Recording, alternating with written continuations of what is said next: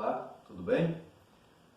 Seja bem-vindo a mais uma aula de Cristologia. Essa é a nossa terceira aula e hoje nós vamos estudar sobre as naturezas de Cristo. Vamos dar início ao estudo sobre as naturezas de Cristo, que são duas, a natureza humana e a natureza divina. Nessa aula estudaremos apenas a natureza humana, tá?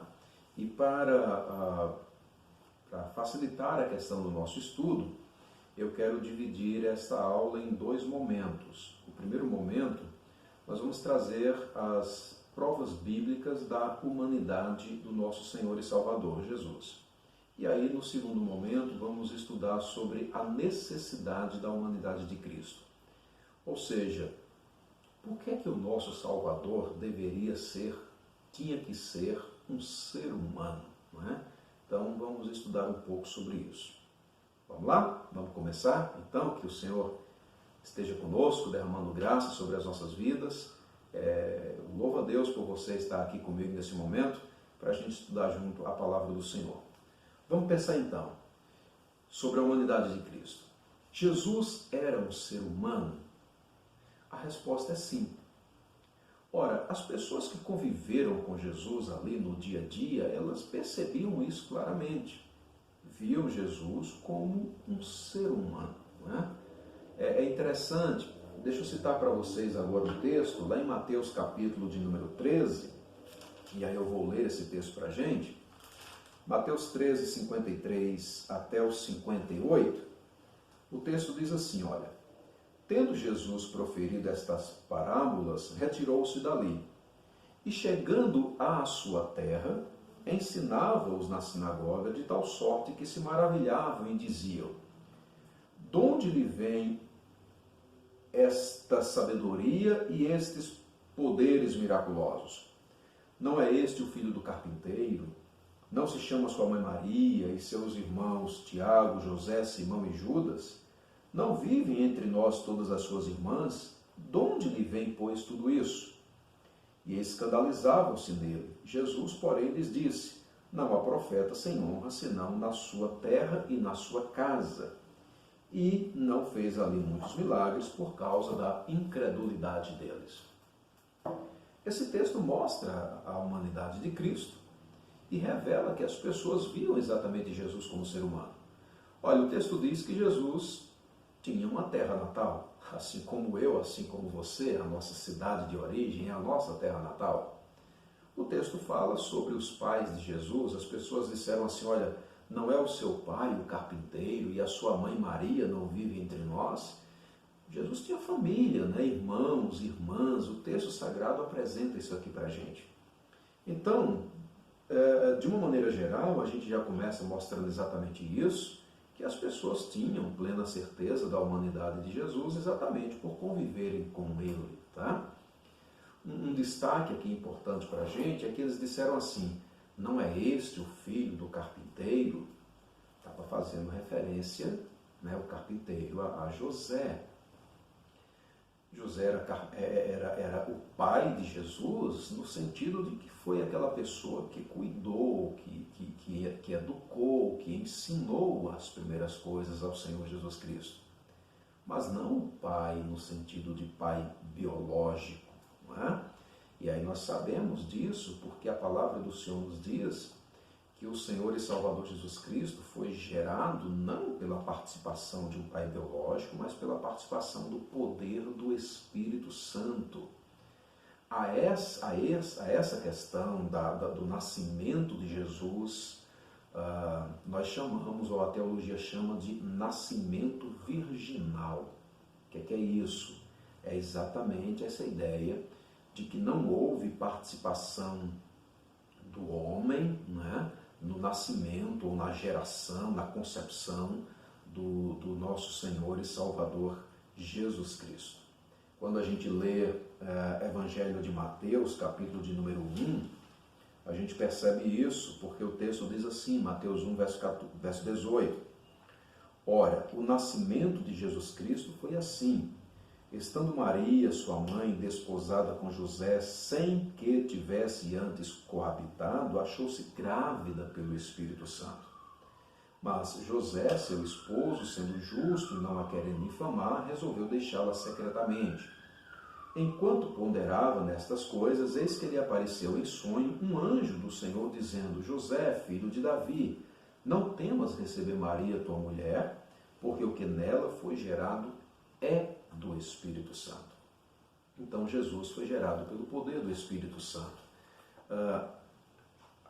Essa ideia bíblica, então, de Jesus ter uma mãe biológica, né, Maria, e não ter sido gerado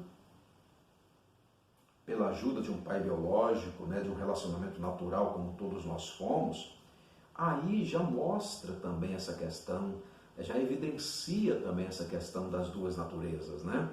Tanto a natureza humana, pela questão da ação de Maria, né?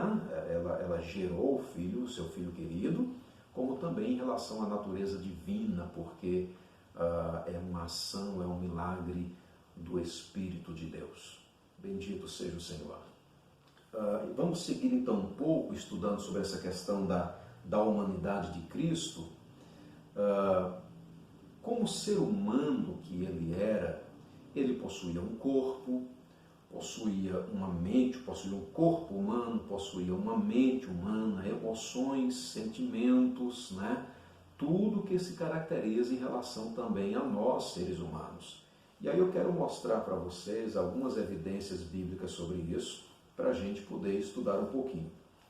Vejam, em relação ao corpo do Senhor Jesus, a Bíblia mostra que Jesus possuía um corpo sujeito às debilidades que o nosso corpo também é sujeito.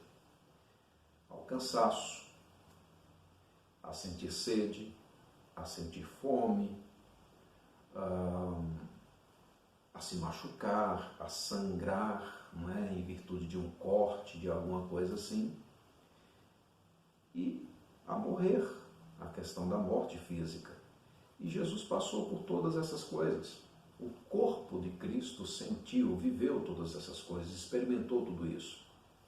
Lá em João capítulo 4, versículo 6, Jesus está sentado junto a um poço e ele sentou ali porque ele estava cansado de uma viagem.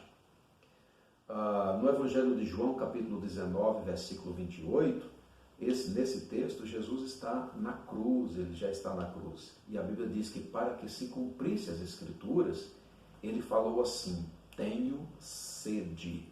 Então, mostrando que Jesus teve sede. Lá em Mateus capítulo 4, versículo de número 2, fala sobre o momento em que o Senhor e Salvador Jesus Cristo estava para ser tentado. Jesus, ele jejuou durante 40 dias e no final desse período a palavra do Senhor diz que ele teve fome. Então essa é uma característica humana, é uma necessidade do corpo humano, né?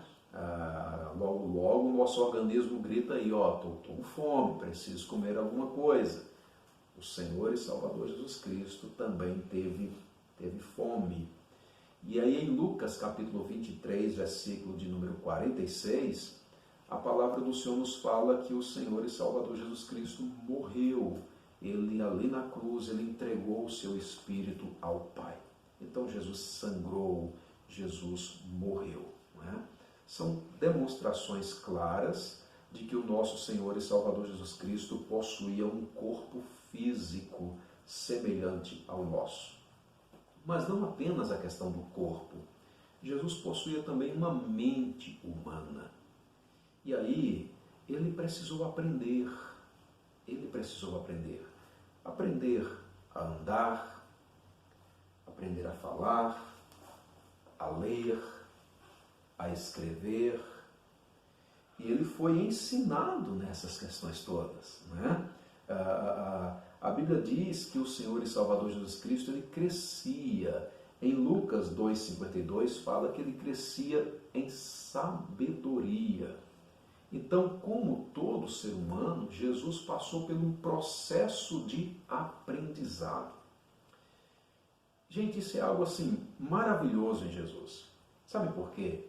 Porque quando a gente for estudar sobre a natureza divina de Jesus, a gente se depara com alguns atributos, com algumas qualidades próprias da natureza divina.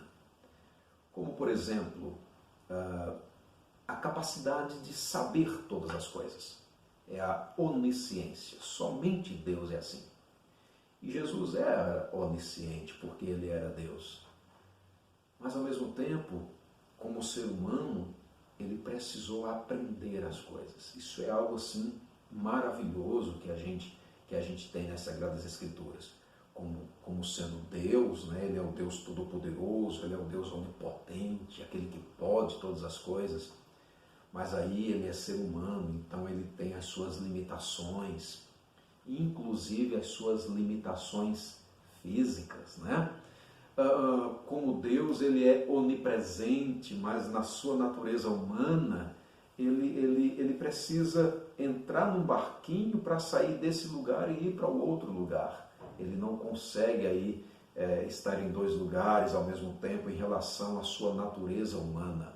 Então é algo assim maravilhoso a gente ver isso na pessoa do Senhor e Salvador Jesus Cristo. Por ora, a gente vê exatamente isso, né? As provas bíblicas da humanidade de Jesus. Na próxima aula a gente conversa um pouco melhor sobre a questão da divindade. Então, ele tinha essa mente humana, não é? A Bíblia diz em Hebreus capítulo 5, verso 8, e aí esse texto eu quero ler para a gente, Hebreus 5:8, o texto diz que Jesus aprendeu. Veja, o texto diz, embora sendo filho, aprendeu a obediência pelas coisas que sofreu. Então, o sofrimento que ele viveu também serviu como esse processo de aprendizado na vida dele. Então, veja, um corpo humano, uma mente humana. A Bíblia também fala sobre emoções, as emoções humanas, né? Como a angústia, a tristeza, uma tristeza profunda, característica nossa, não é? Às vezes a gente sente uma tristeza muito grande em função de alguma situação em que a gente passa. Jesus, então, enfrentou isso, passou por isso. Lá no jardim do Getsêmani, ele declarou para alguns discípulos dele, ele disse assim, a minha alma está angustiada até a morte, fiquem aqui, vigiem comigo, ou seja, orem, né? Participem do momento de oração. Ele revela a angústia que ele estava sentindo. Lá no Evangelho de João, capítulo 11, versículo 35, Jesus então está visitando duas irmãs, Marta e Maria, e a visita foi por ocasião do falecimento de Lázaro. Lázaro já estava morto e sepultado, e Jesus então foi fazer uma visita para aquelas irmãs, né? Jesus era amigo de Lázaro, e aí o texto diz que, vendo Jesus, como aquelas mulheres estavam chorando, bem como as pessoas que foram para lá para consolá-las, a Bíblia diz que ele comoveu-se em seu espírito e chorou. E aí o choro revela exatamente essa questão da emoção humana, do sentimento humano. E a lágrima que corre pelo rosto, a lágrima que cai no chão, revela exatamente essa característica física, né? A realidade presente do corpo. Então, quando a gente vê essas questões nas Sagradas Escrituras, nós temos plena convicção da humanidade de Jesus. Então, é certo dizer que o nosso Senhor e Salvador Jesus Cristo era plenamente humano. Plenamente humano. Agora vejam, ele era plenamente humano, contudo sem pecado. E aí talvez você pergunte, mas pastor, como é que pode? Porque a questão do pecado é uma realidade na vida de todo ser humano. Como é que pode ser um ser humano pleno, né, se não tem pecado, se não cometeu pecado? Ora, vamos pensar assim.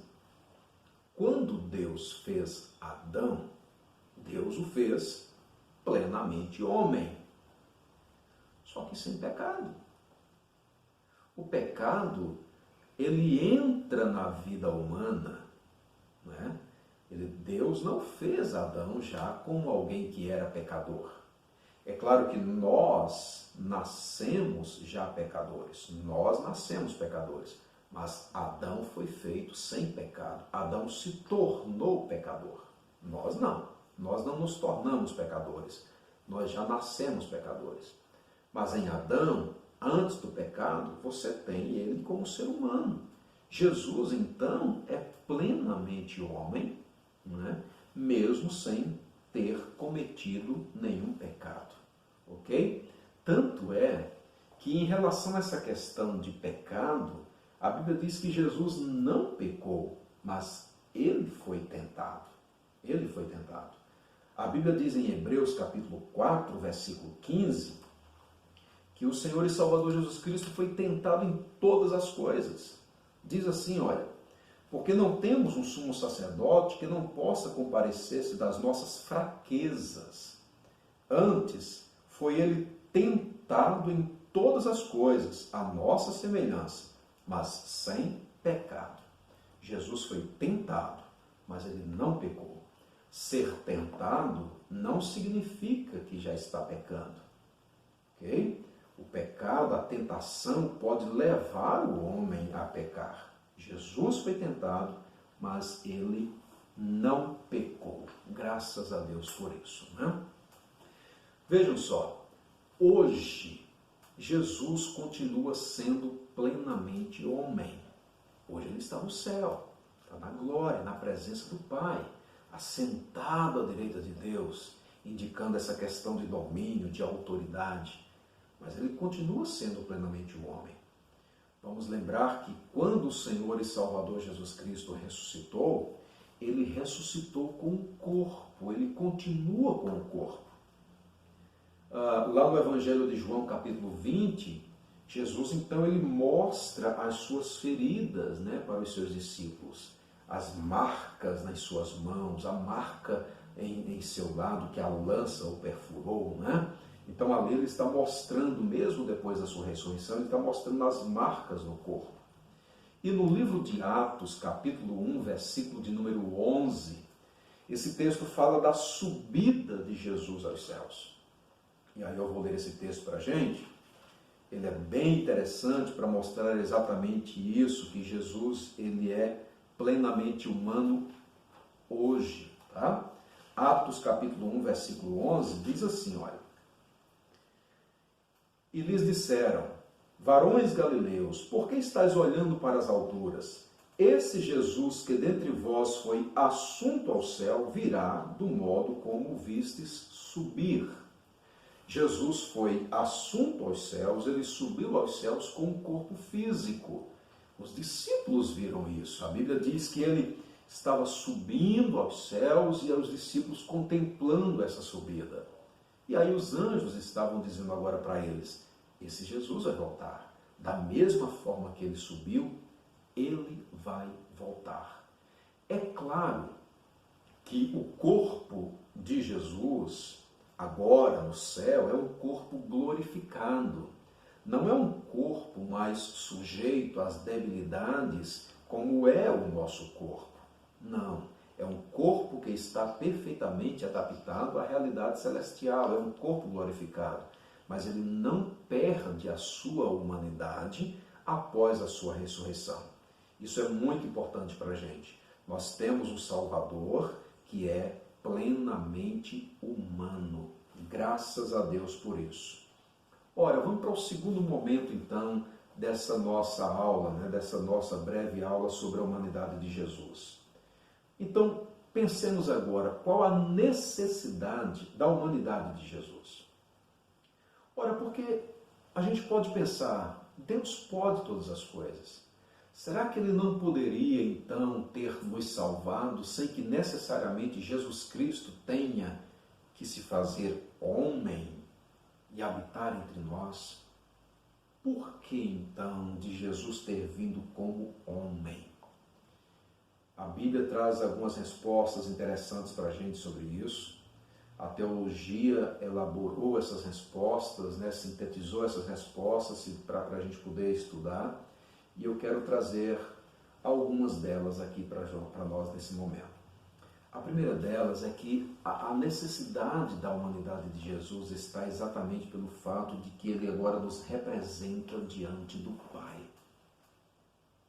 Nos representa. Nós, seres humanos, nós temos um representante que também é um ser humano. E aí vamos pensar em um outro representante que tínhamos, Adão. Adão, ele era o nosso representante diante de Deus. Representante legal diante de Deus. Só que o nosso primeiro representante, ele falhou diante do Senhor. Ele recebeu de Deus uma ordem para que não comesse do fruto da árvore do conhecimento do bem e do mal, porque caso ele comesse, ele morreria, e se não comesse, ele viveria, teria uma vida eterna. Mas nessa ordem, Adão falhou. Com a falha de Adão, isso trouxe consequências também para as nossas vidas. Então, repito, o nosso primeiro representante falhou. E aí nós sofremos as consequências disso. Só que o Senhor e Salvador Jesus Cristo agora vem como um nosso representante também diante do Pai. E aí Cristo não falhou. Ele obedeceu a Deus, ele cumpriu a lei de Deus, cumpriu perfeitamente a lei de Deus. E por ser, então, o nosso representante legal diante de Deus, a obediência de Cristo trouxe um benefício para a minha vida e para a sua vida também. Então nós temos um representante diante de Deus que é perfeito, graças a Deus por isso. O homem que pecou. Então o homem é quem deveria resolver o seu problema de pecado diante de Deus. Só que eu não tinha como resolver esse problema, você também não tinha como resolver, porque nós somos pecadores, não é? E falhos em relação a cumprir perfeitamente a lei de Deus. Precisávamos de um representante que fosse perfeito, que não tivesse pecado, mas que fosse plenamente humano. Daí então a necessidade da humanidade do nosso Senhor e Salvador Jesus Cristo. Tá? Vejam, sendo então o nosso representante, ele é o nosso mediador diante do Pai. Aquele que nos leva até Deus, como sumo sacerdote, que tinha a função de apresentar os homens a Deus. Jesus Cristo, então, é esse sumo sacerdote, humano, plenamente humano, que nos apresenta diante de Deus e que nos leva também até a presença do Senhor. Em 1 Timóteo, capítulo 2, versículo 5, o apóstolo Paulo declara ali que não existe outro mediador entre Deus e os homens, pelo qual importa que sejamos salvos. Somente Jesus Cristo. E Paulo declara, homem, ou seja, somente ele, como ser humano, realmente pode e é o mediador para as nossas vidas. Então isso é algo maravilhoso, porque nós temos livre acesso à presença de Deus, não precisamos de outras pessoas que nos levem à presença do Senhor. Jesus Cristo, e somente Jesus Cristo, é o nosso mediador. Então era necessário que que o nosso Salvador fosse um ser humano, ok? Uma outra razão aqui é porque, como ser humano que foi tentado, mas sem pecado, ele consegue nos socorrer diante das nossas tentações. Nos socorrer, sim. Hebreus 2,12 é um texto que a gente já trouxe, né, que a gente já leu, mas eu quero fazer novamente a leitura aqui, porque o texto diz assim, 2,18, perdão, tá? Porque naquilo que ele mesmo sofreu, tendo sido tentado, é poderoso para socorrer os que são tentados. E aí nós somos tentados. A gente enfrenta tentações.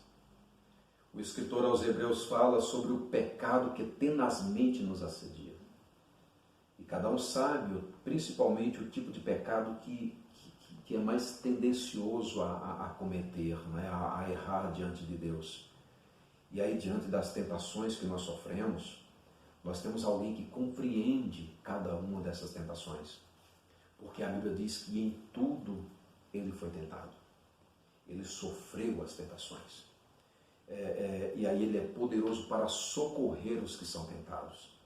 E aí ele nos compreende no sentido de que ele nos compreende por experiência própria. Por isso a necessidade de ser um ser humano. Porque ele viveu na própria pele, né? Na própria alma, nos próprios sentimentos. Ele viveu na própria vida essa questão da tentação. Ele não cedeu, mas ele foi tentado. Então, se você passa por alguma situação de tentação, você tem Jesus Cristo, plenamente homem, que compreende a tentação que você enfrenta, que sabe o que você está passando e que é capaz de te socorrer em momentos como esses. Corra para Cristo, nele você vai encontrar força, você vai encontrar refrigério para vencer também as tentações. E uma terceira razão da humanidade do nosso Senhor Jesus é que ele nos ensina como viver para Deus. Ele consegue nos ensinar isso. A maneira que ele viveu, que ele andou, o que ele falou, como ele se comportou, a maneira que ele viveu de tal maneira agradando a Deus, vivendo em obediência à presença do Senhor.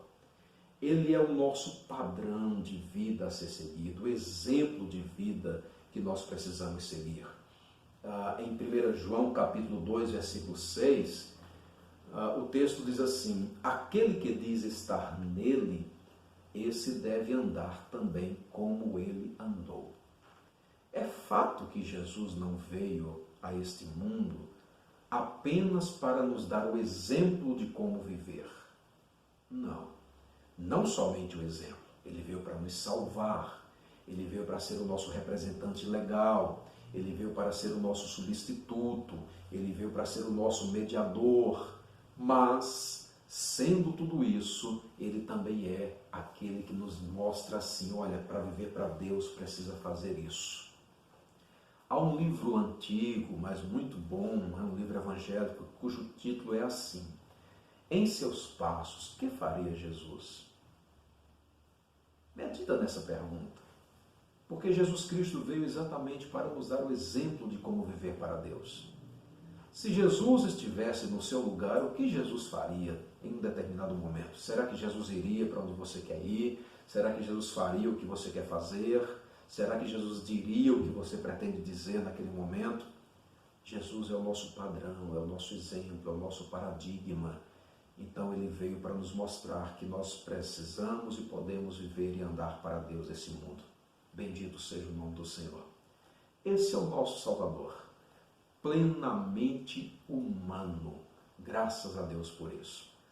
Eu sei que a nossa aula é rápida, a gente trabalha de uma maneira mais simples a apresentação dessas verdades bíblicas e teológicas, mas eu aconselho que depois você, caso você queira, procure se aprofundar um pouco mais no conhecimento das Sagradas Escrituras acerca da humanidade do nosso Senhor e Salvador Jesus. E aí eu quero concluir esta aula deixando uma pergunta só para a gente interagir, tá? E aí você, por favor, responda aí nos comentários, depois vai respondendo aí. É para a gente interagir um pouquinho na nossa aula e na próxima aula eu abro a discussão e trago a resposta para a gente ver como é que foi. A pergunta é a seguinte: é fato que Jesus não pecou. Ele foi tentado, mas não pecou. Mas a pergunta é: era possível Jesus ter pecado? Sim ou não? Fica essa pergunta aí para você. Responda nos comentários aí. E até a próxima aula, se Deus quiser. Que o Senhor continue te abençoando.